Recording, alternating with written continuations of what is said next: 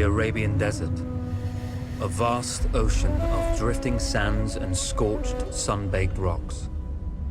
Beneath these endless dunes, oil, the lifeblood of our new mechanical century.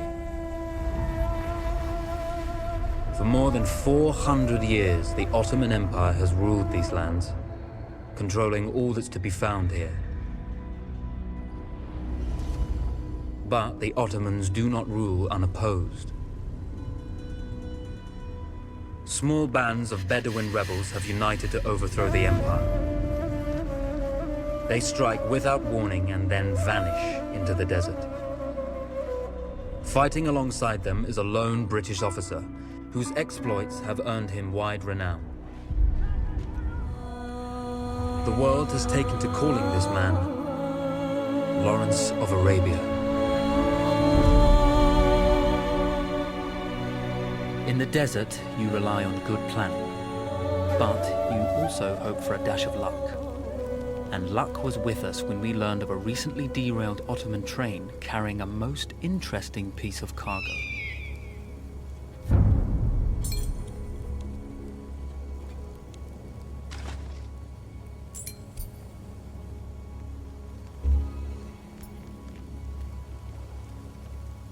A small patrol had joined the Ottomans who survived the crash. Together, they guarded the wreckage and waited for reinforcements.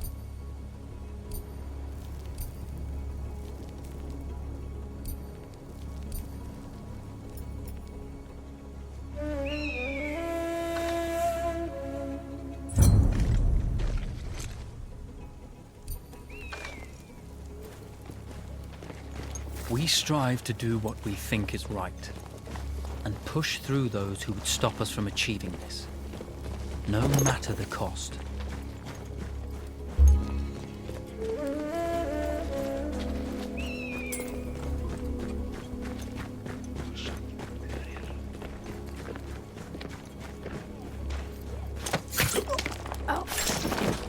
Though powerful and efficient, firearms would often attract attention. You had to be prepared for the Ottomans to respond in kind.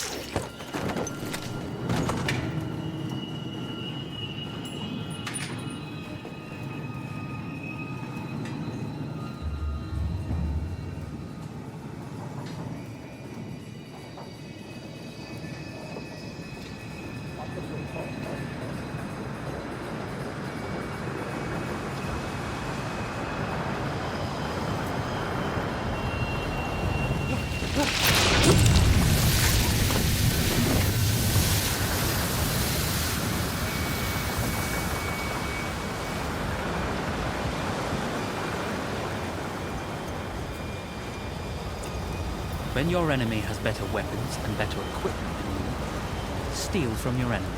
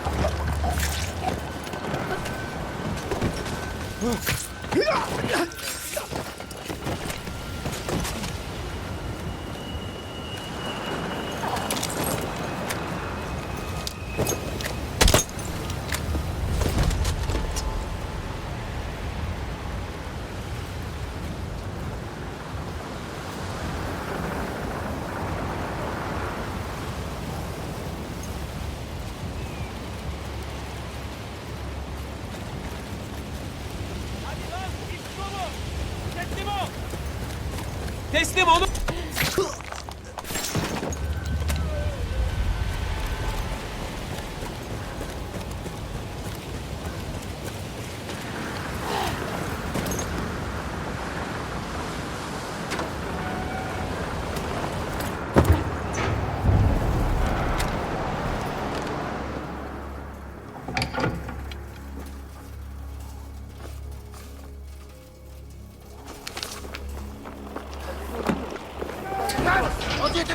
Come out! It's over.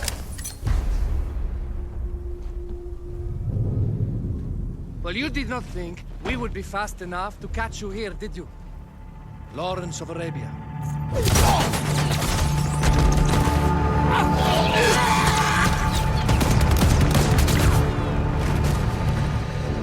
Actually, I was rather depending on it. Lawrence. Well, this is very clever. Now the hunter becomes the hunted. So who might you be? How enchanting you are, my dear. Ahmed. I'll show you enchanting. If it weren't for you, I'd be free. Free, is it? You'll be free when you're dead. And I'm happy to tell you, the Empire intends to grant you all this freedom very soon. Even now, an engine of destruction scours this desert, obliterating your allies, your families, your homes. Soon there will be nowhere to run. Nowhere to hide. Soon all that you know, and all that you love, will be ashes. You will all be free to die. Oh. Ah, you animal! Zara. Oh. Now, I understand that you would like nothing more than to strip the flesh from that man's feet and send him off into the desert naked to die. But think about it. You're right. I'm sorry. My friend here, she can be a little brusque. You're going to tell me how to lie to your train, so we can lure it into a trap and destroy it. Impossible. To even begin to talk to that train, you would need an entire book of communication codes. Oh, like this one, you mean? You can never stop the progress of machines. One day, the whole world will take your lands and the precious black gold beneath its sands. We shall see, my friend.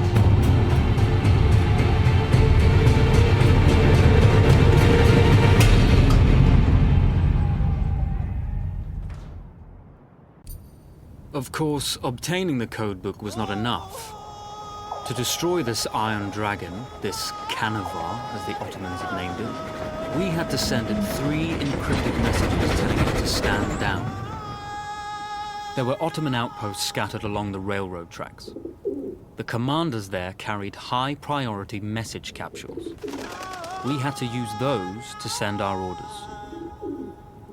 Infiltrating the village wouldn't be easy. A full detachment of Ottoman soldiers had occupied it.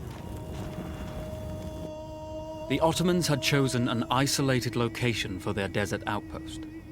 It seemed lightly defended. It was also well stocked with arms and equipment. The ancient ruins were all that remained of a civilization now lost to time. The Ottoman Empire brought in the modern world with a host of armored vehicles and field guns. 3 commanders to eliminate, 3 personal message capsules to be stolen, and then sent with our false orders. How Zara tackled this dangerous and audacious mission was up to her.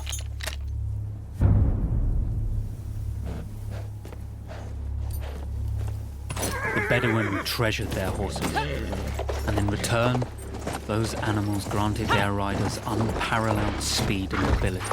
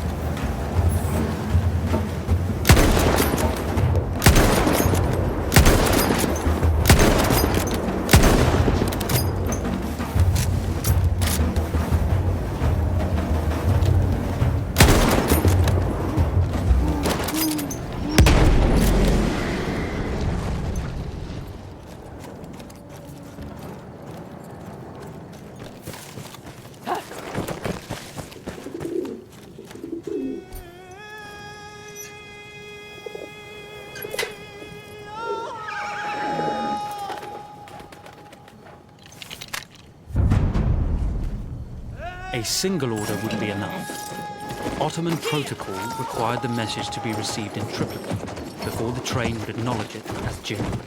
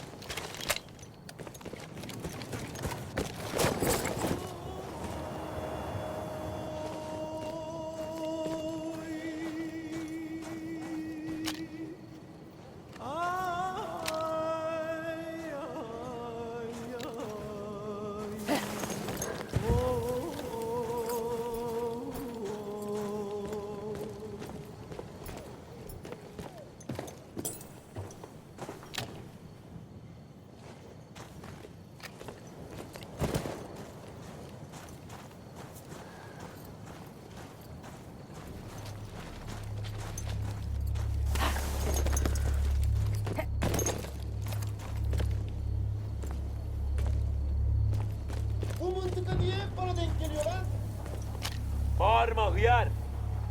Hala deli misin? Bir şey değil gitmez mi lan?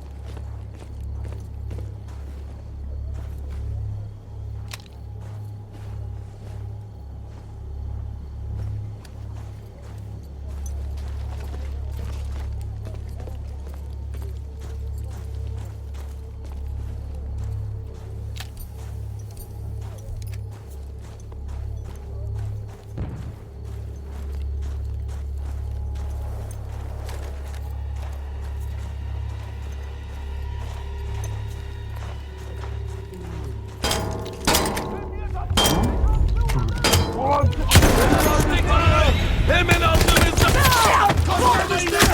Etrafını sar!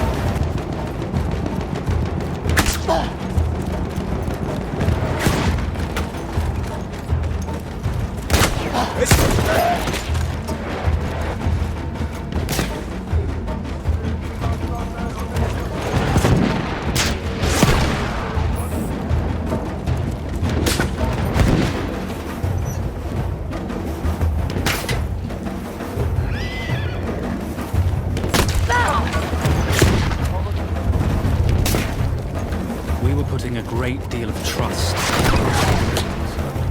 but I had complete confidence that she would carry it.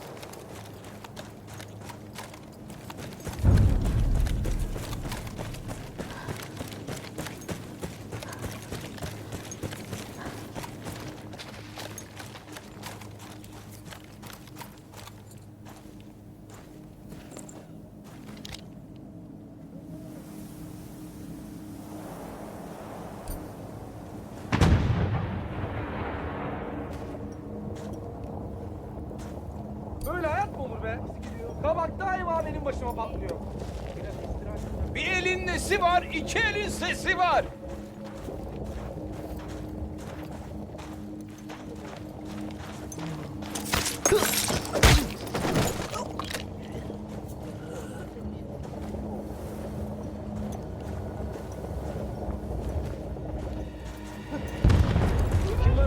Silahını yere al.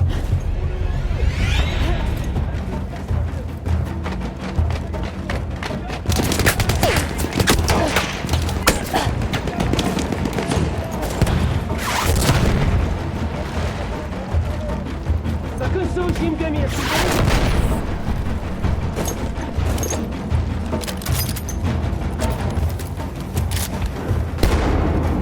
Kodumun deyyusu!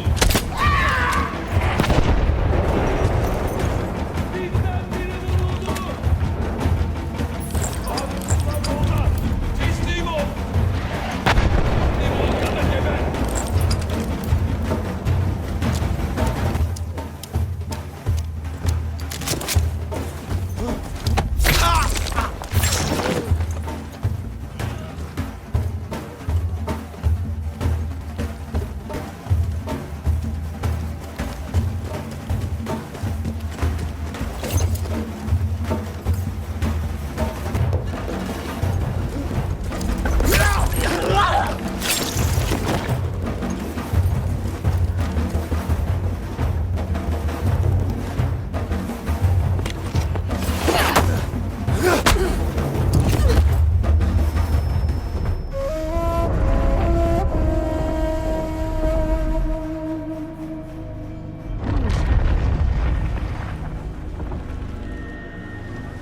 Although you see, the message had already been sent, my dear. Not the message you would have wanted. Lawrence was such a good host. It almost seemed rude to escape. Made sure to note the location of Lawrence's camp, of course. Which means the train knows too. Twice, you told that train everything was clear. But I told it exactly where to attack.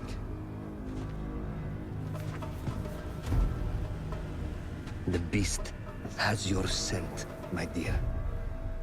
And it's coming to slaughter you and your little band of rebels. First, the firestorm from the cannon. Then, up close with the troops to slaughter any survivors.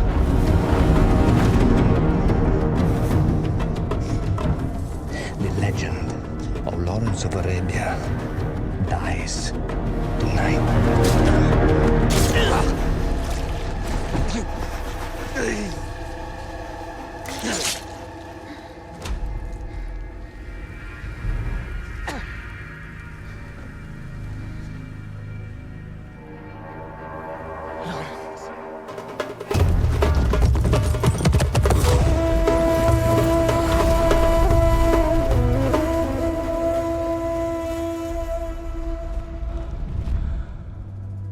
You slipped away just in time.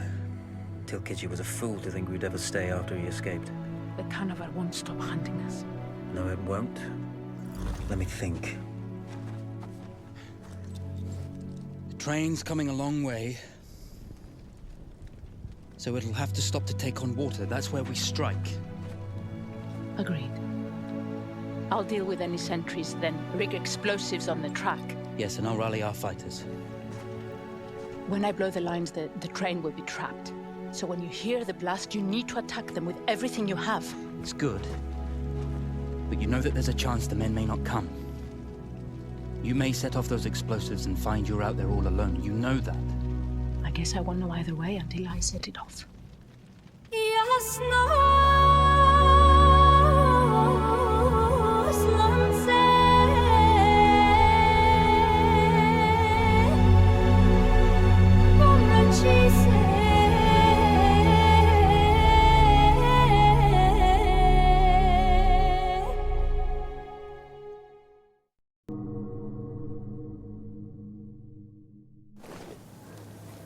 Man makes plans, and God laughs. As it turned out, the small town where we would ambush the train had a significant enemy presence. Those troops would have to be dealt with before the explosives could be set.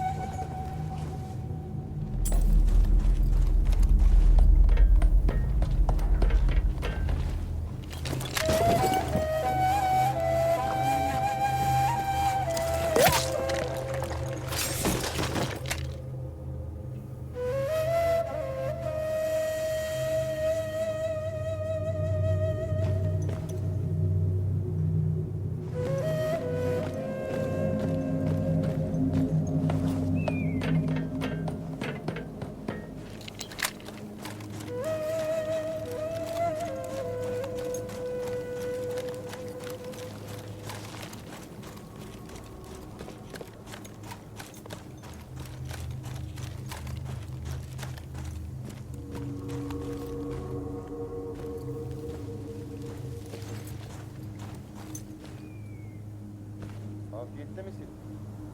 Ha? Yok bir şey. Hadi halledek bu işi.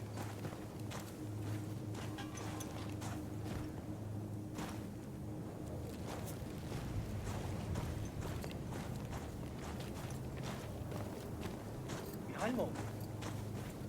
Boş ver. Ya sanmam.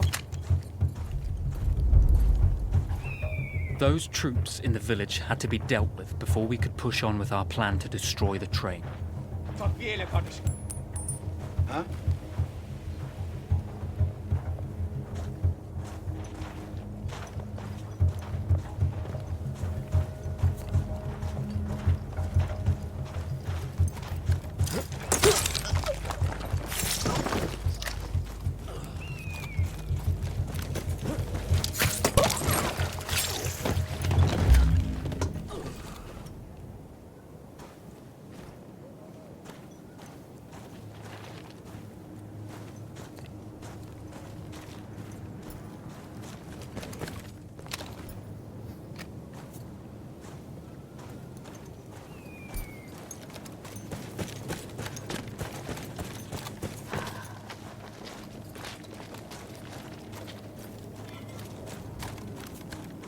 Ulan bütün odunlara çekeceksin bir duvar. Sonra hiç böyle uğraşmayacaksın.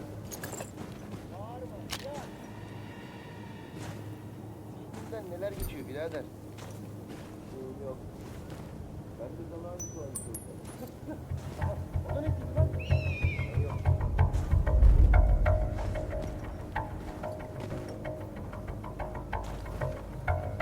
Ayaklarım buz kesti.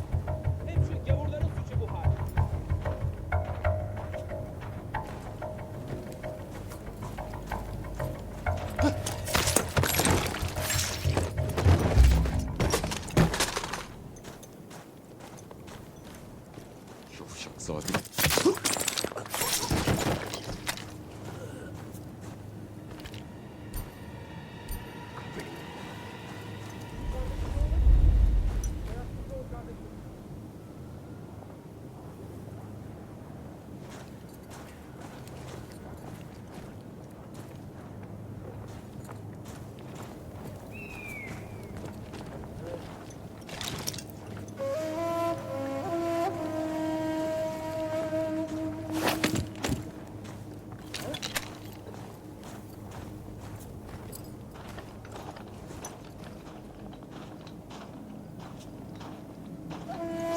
olarak nereye...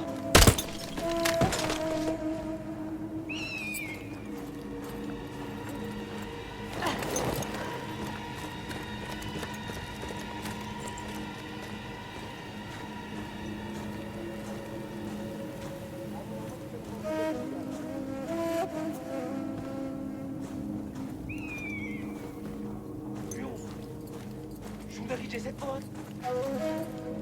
Bana götür bak.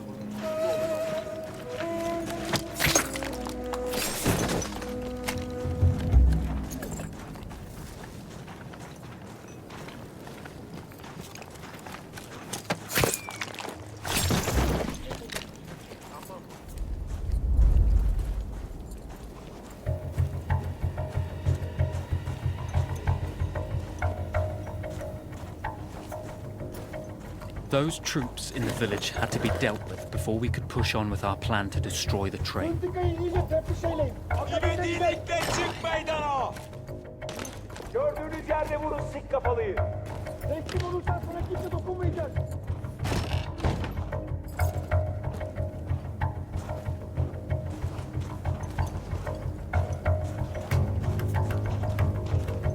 O ne?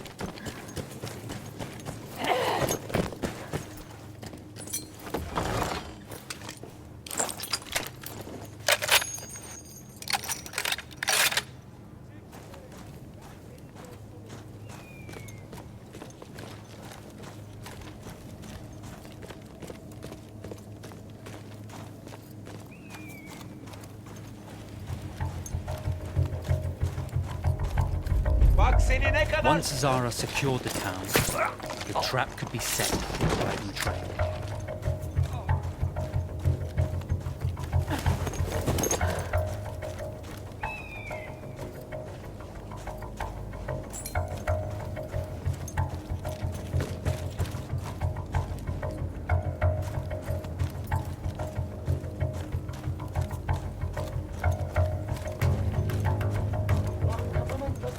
Bak!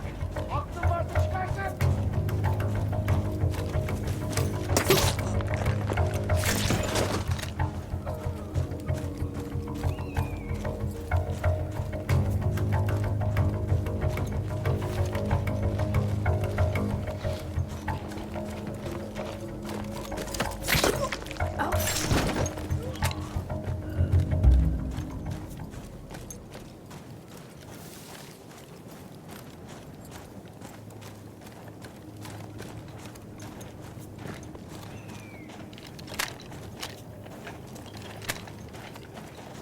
Ha? Bu da ne? Hareket edersen...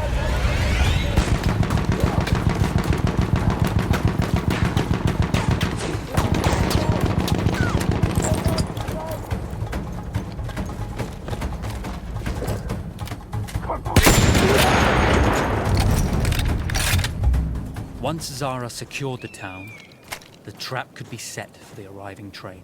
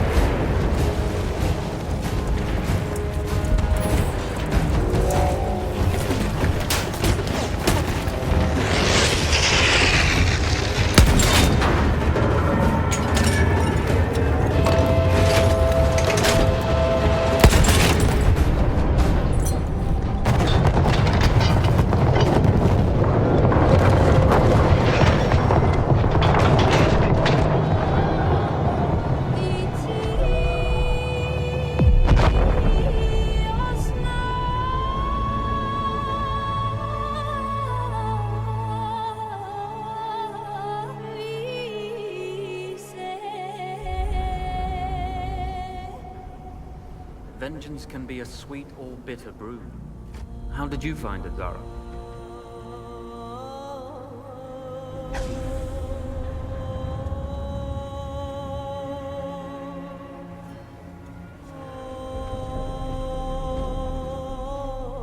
And you're right, we do need to think bigger, act bigger. Maybe even the Suez Canal.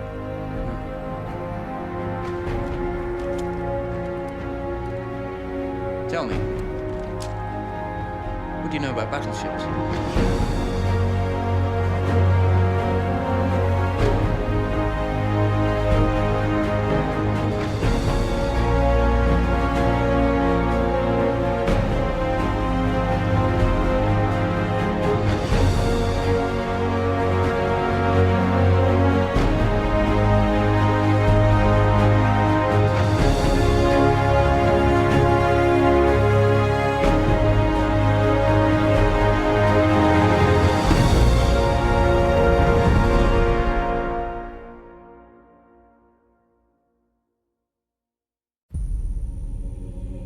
One day, all this will be over. The war to end all wars will be won by one side or the other. The guns will rust, grass will grow, and there'll be nothing left of any of this. The land will heal itself, as everything does in the end. We'll be long gone by then, but maybe not forgotten. History only remembers 1 in 1,000 of us. Then the future will be filled with stories of who we were and what we did, how we lived, how we fought, and how we died. When this is all over and the war is won, they will remember us. But until that day comes, we will stand. We will look death in the eye. And we will fight.